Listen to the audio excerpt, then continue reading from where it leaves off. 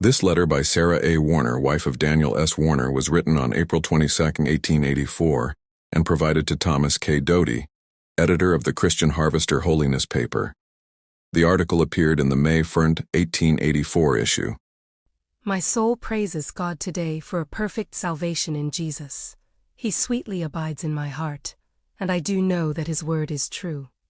His promises to save from all sin and keep in perfect peace are most wonderfully verified in my case. Praise His name.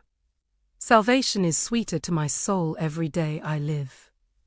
And how sweetly Jesus whispers, "Take the cross, thou needst not fear, for I've trod this way before thee, and the glory lingers near." Yes, praise God for the cross, and the glory that always follows. I feel it my duty to say to all God's children that He has opened my eyes to see the evils of Come-Outism.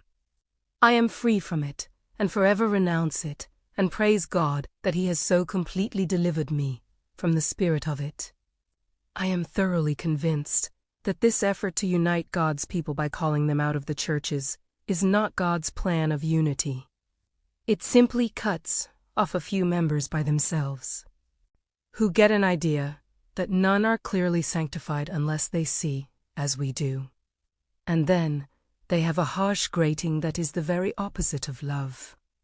I have found that the predominant spirit of the come-out movement is the same self-righteous, pharisaical spirit that Christ rebuked when He was here on earth. They hold and teach that no one can be entirely sanctified and belong to a sect. It is not necessary for me to speak of the fanaticism and absurdities connected with this movement. But I am not at all surprised to hear of men losing their minds after passing through such a meeting as the assembly at Sulphur Springs last November.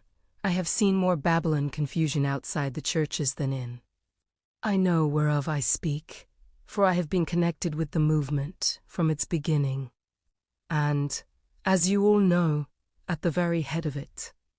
And while I believe it my duty before God to renounce it and stand aloof from it, I have all charity for those connected with it.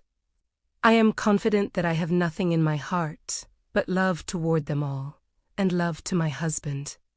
Nor do I reject him, but I cannot endorse either the movement or its organ, the gospel trumpet. I must obey God and walk in the light He has given me, or forfeit salvation, which I cannot afford to do.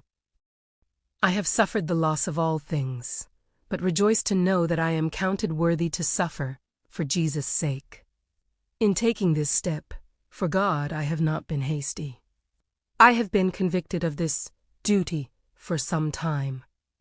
Circumstances and the manifestations of the spirit of this movement have been such for several months past that I fear further delay on my part would be disastrous to the cause of Christ and my own soul.